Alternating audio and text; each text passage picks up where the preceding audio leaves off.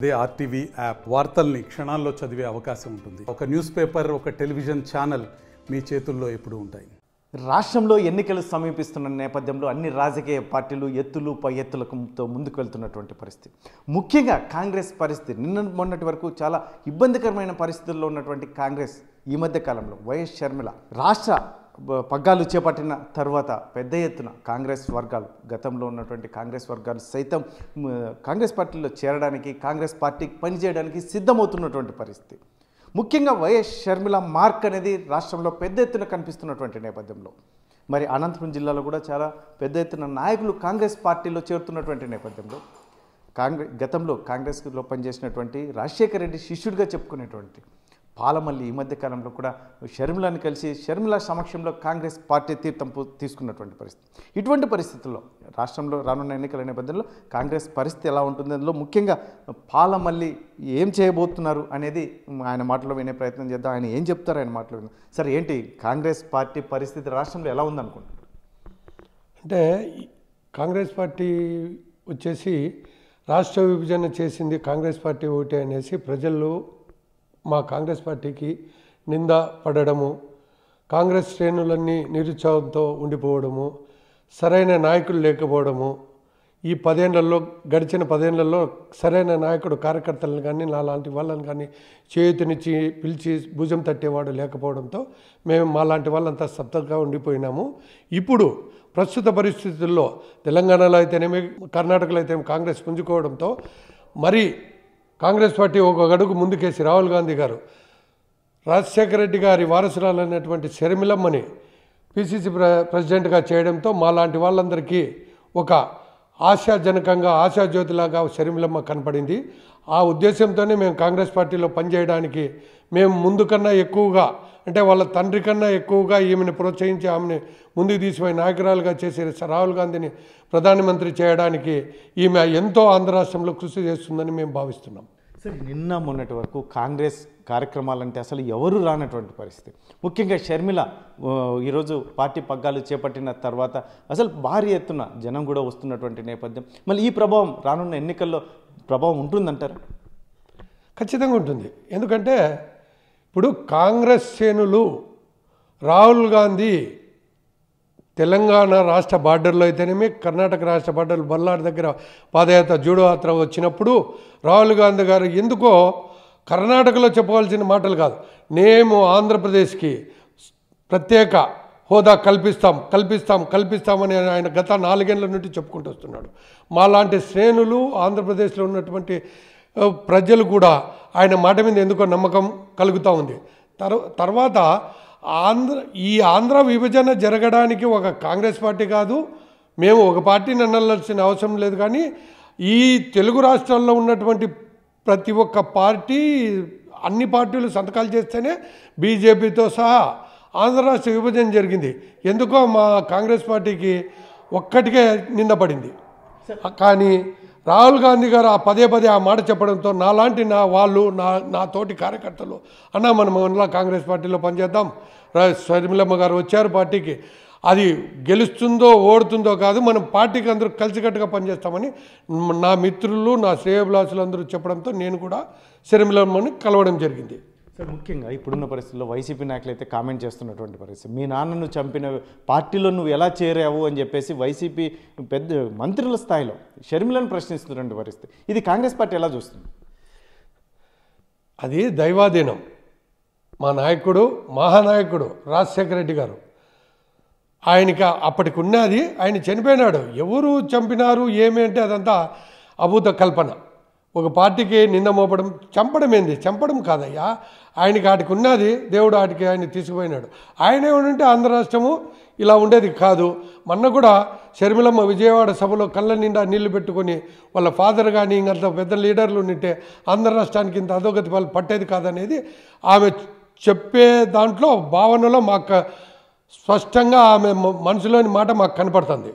Sir ముఖ్యంగా షర్మిల జగన్మోహన్ రెడ్డి మీద ముఖ్యంగా ప్రభుత్వం చేస్తున్నటువంటి పనుల మీద షర్మిల కాంగ్రెస్ పార్టీ తరఫున షర్మిల ఒక్కటే మాట్లాడుతున్నట్టుంది అని చెప్పేసి చాలామంది పెద్ద ఎత్తున ప్రజలు చర్చించుకుంటున్న నేపథ్యంలో, ఎందుకంటే ఇప్పటికి కూడా గతంతో రాజశేఖర రెడ్డితోనూ జగన్మోహన్ రెడ్డితోనూ అంతో ఎంతో తెలిసినటువంటి కాంగ్రెస్ నాయకులు ఏమాత్రం స్పందించడం లేదు అని చెప్పేసి అదొకటి చర్చ జరుగుతుంది దీని మీద. ఎందుకంటే షర్మిల ఒక్కటే మాట్లాడితే సరిపోతుందంట. అదంతా పొరపాటు. ఆమె జగన్మోహన్ రెడ్డి గారిని ఒక్కరినే విమర్శించడం లేదు. నేను వేరే పార్టీల గురించి నేను మాట్లాడేంత ఇది లేదు నాకు, కానీ ఆమె ప్రతి పార్టీని విమర్శిస్తుంది. అంటే ఆంధ్ర రాష్ట్రం విభజన అయిన తర్వాత మిగతా పార్టీలు ఏం చేసినాయి అనేది ఆమె చెప్తాంది. సరే, కొన్ని పార్టీలకు కొన్ని పేపర్లు, కొన్ని పార్టీలకు కొన్ని ఛానళ్ళు ఉన్నాయి, అవి వక్రీకరించుకొని వాళ్ళు ఏం చేసుకుంటున్నారో తెలియదు. కానీ ఆమె మాత్రం ఒక్క జగన్మోహన్ రెడ్డిని మాత్రం విమర్శించడం లేదు. 3 పార్టీలు 4 పార్టీలు ఎన్నెన్నుండి అందరినీ విమర్శిస్తుంది. అది మీరు గమనించాలని నేను కోరుకుంటున్నా. సార్ ఇప్పుడున్న పరిస్థితుల్లో ఎస్పెషల్లీ వైఎస్ షర్మిల, ఎందుకంటే పర్సనల్గా కూడా, ఎందుకంటే రాజకీయంగా విమర్శిస్తే రాజకీయంగా విమర్శించాలి, కానీ లేకపోతే పర్సనల్గా విమర్శించడం అనేది చాలా విడ్డూరంగా ఉందని చెప్పేసి మీతో మాట్లాడుతున్నటువంటి పరిస్థితి, దీన్ని ఎలా చూస్తారు సార్?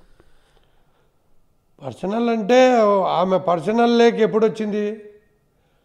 ఎదుటి వ్యక్తులు, నేను ఆ పార్టీ పేరు చెప్పను, కానీ ఎదుటి వ్యక్తులు ఆమె పర్సనల్ గురించి చెప్పినప్పుడే ఆమె స్పందించింది. మీరు గమనించండి, ఆంధ్ర రాష్ట్రంలో పార్టీలోకి వచ్చి ఆమె కొద్ది నెలలే రోజులే ఆమె పార్టీ గురించి దీని గురించి మాట్లాడింది. 3 పార్టీలని విమర్శించి ఫస్ట్లో. అంటే షర్మిలని పర్సనల్గా టార్గెట్ చేస్తున్నారు వైసీపీ నాయకులు. దీన్ని ఒక మహిళని కూడా చూడకుండా దీన్ని ఎలా చూస్తారు కాంగ్రెస్ పార్టీ మేము కార్యకర్తలుగా మేము చాలా బాధపడుతున్నాం. ఎందుకంటే ఆ పార్టీలో ఉన్నటువంటి 70% కాంగ్రెస్ వాదులు, కాంగ్రెస్ నాయకులే. ఆ పార్టీ పుట్టిందే కాంగ్రెస్ పార్టీతోనే. కానీ షర్మిలమ్మ కూడా రాజశేఖర రెడ్డి గారి వారసురాలు. షర్మిలమ్మ ఏనాడు పర్సనల్గా ఎవరిని గ్రడ్జెస్తో ఎవరితో మాట్లాడలేదు. వాళ్ళు కూడా షర్మిలమ్మ గారితో చనువుగానే ఉంటున్నారు. కానీ ఫస్ట్ వాళ్ళు స్పందించిన తర్వాతే, ఆమెను కించపరిచి మాట్లాడిన తర్వాతే మేడం షర్మిలమ్మ గారు మాట్లాడడం జరిగింది. సార్ ఇప్పుడున్న పరిస్థితుల్లో ఎస్పెషల్లీ అనంతపురం జిల్లాలో రానున్న ఎన్నికల్లో మాత్రం అన్ని స్థానాల్లో కూడా కాంగ్రెస్ పార్టీ పోటీ చేయబోతుంది అని ఒక చర్చ జరుగుతుంది. షర్మిల ఆ రకంగా కూడా పక్కా ప్లాన్తో ముందుకు వెళ్తోంది. మీకు ఎటువంటి సమాచారం? 100% కాంగ్రెస్ పార్టీ 175 స్థానాల్లో పోటీ చేస్తుంది. అది అధిష్టాన నిర్ణయం. దాంట్లో వామపక్షాలు సిపిఐ అయితేనేమి, సిపిఎం అయితేనేమి మా పార్టీతో నాయకులతో, పెద్ద నాయకులతో మాట్లాడినారు. మేము కార్యకర్తగానే ఉన్నాము, నాయకులు మాట్లాడినారు. ఇది మేము సిపిఐని, సిపిఎంని అంచుకొని కలుసుకొని మేమంతా కలిసి ఇప్పుడున్న ప్రభుత్వ మీదగా అయితేనేమి, ప్రతిపక్షాల మీద అయితేనేమి, వామపక్షాలతో మా షర్మిలమ్మ మేడం అయితేనేమి, రఘువీరెడ్డి గారు అయితేనేమి, మా నాయకులందరూ అయితేనేమి పోరాటం చేసి 175 స్థానాల్లో అది ఎంతమందిని నిలబెడతారనేది ఆ కాంగ్రెస్ పార్టీ అధిష్టానం. మా పెద్దలు చాలామంది ఉన్నారు. ఇప్పుడు తిరిగి కాంగ్రెస్ గూటికి మొత్తం నాలాంటి వాళ్ళు నాయకులు, చోటా మోటా నాయకులందరూ తిరిగి వస్తారని మేము ఆశాభావంతో వ్యక్తం చేస్తున్నాం. సార్ ముఖ్యంగా రానున్న ఎన్నికల్లో మాత్రం పాలమల్లి ఖచ్చితంగా ఒక ఎమ్మెల్యేగా పోటీ చేయబోతున్నారనేది జిల్లా వ్యాప్తంగా చర్చ. దీని మీద ఏం క్లారిటీ ఇస్తారు? అది కాదు, కానీ నేను షర్మిలమ్మ కాంగ్రెస్ పార్టీ మళ్ళా ఊపందుకుంది, నాలాంటి వానికి ఇబ్బంది ఉండదు, వాళ్ళు నాకు ఏదైనా చేస్తారని కాదు. కానీ నేను కాంగ్రెస్ వాదిగా 170 స్థానాల్లో కాంగ్రెస్ పార్టీ నిలబెట్టి వామపక్షాలతో కలుపుకుంటే నేను టికెట్ ఆశించే పార్టీ అమ్మ దగ్గరికి పోలేదు. నేను ఆమెను పరామర్శించడానికి వెళ్ళాను. వాళ్ళు కూడా నన్ను చాలా గౌరవంగా పిలిచి మాట్లాడి కూర్చొని, మీరు అన్న పార్టీకి పని చేయాలన్నా, మీరు ఉంటేనే మీలాంటి వాళ్ళు ఉండాలన్నా అంటే మేము పనిచేయడానికి సిద్ధంగా ఒప్పుకున్నాం. సార్ ఫైనల్గా ఇప్పుడున్న పరిస్థితుల్లో రాష్ట్రంలో షర్మిల వచ్చిన నేపథ్యంలో ఈ రానున్న ఎన్నికల నేపథ్యంలో ఖచ్చితంగా కాంగ్రెస్ పార్టీ పుంజుకుంటుంది అని చెప్పేసి కాంగ్రెస్ శ్రేణులు భావిస్తున్నాయి. పుంజుకుంటుంది.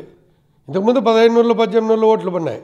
ఇప్పుడు షర్మిలమ్మకి ఊపుతో తెలంగాణలో, కర్ణాటకలో కాంగ్రెస్ పార్టీ పుంజుకుంది. కాబట్టి ఇక్కడ కూడా ప్రజలందరూ రాహుల్ గాంధీ చెప్పే మాటలు, అంటే 6 సూత్రాలు కావచ్చు, 7 సూత్రాలు, మనకి ఆంధ్ర రాష్ట్రానికి కావాల్సింది ఫస్ట్ ముఖ్యమైనది ప్రత్యేక హోదా, స్టీల్ ప్లాంటు, విశాఖ, ఇలాంటివన్నీ కాంగ్రెస్ పార్టీ ఉంటేనే కాంగ్రెస్ పార్టీలో ఉండే లీడర్లే సాధించగలరని ప్రజలు, కాంగ్రెస్ కార్యకర్తలు భావించే కాంగ్రెస్ పార్టీకి ఇంతకు ముందు కన్నా మేము గెలిచి అసెంబ్లీకి పోతామని కాదు, ఇంతకుముందు అసెంబ్లీలో కన్నా మా వాళ్ళు పోయి, మా నాయకులు పోయి, మా వాళ్ళు అధిష్టానం నిర్ణయించిన నాయకులు పోయి అసెంబ్లీలో అడుగు పెడతారని మేము నాలాంటి కార్యకర్తలు మేమంతా ఆశాభావం వ్యక్తం చేస్తున్నాం.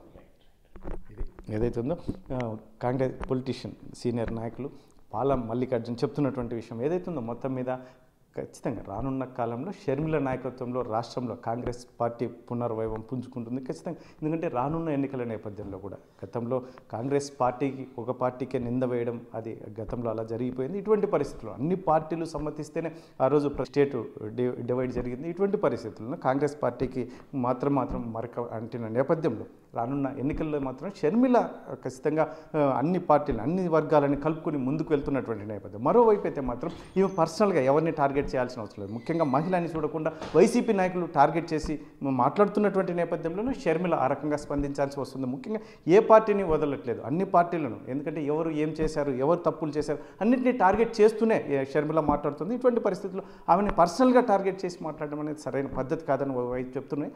రానున్న ఎన్నికల్లో మాత్రం కాంగ్రెస్ పార్టీ పుంజుకుంటుంది. అన్ని సీట్లలో ఖచ్చితంగా అధిష్టానం అయితే ఇప్పటికే ఒక క్యాలిక్యులేషన్తో ముందుకు వెళ్తున్నటువంటి నేపథ్యంలో మా అధిష్టానం నాయకులు అయితే మాత్రం ఖచ్చితంగా సరైన నిర్ణయం తీసుకుంటారు.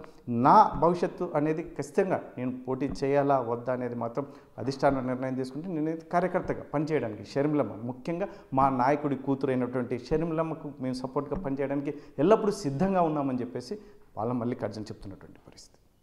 కెమెరా పర్సన్ సుధాకర్తో చల్లాకి నాయుడు, RTV, అనంతపురం జిల్లా.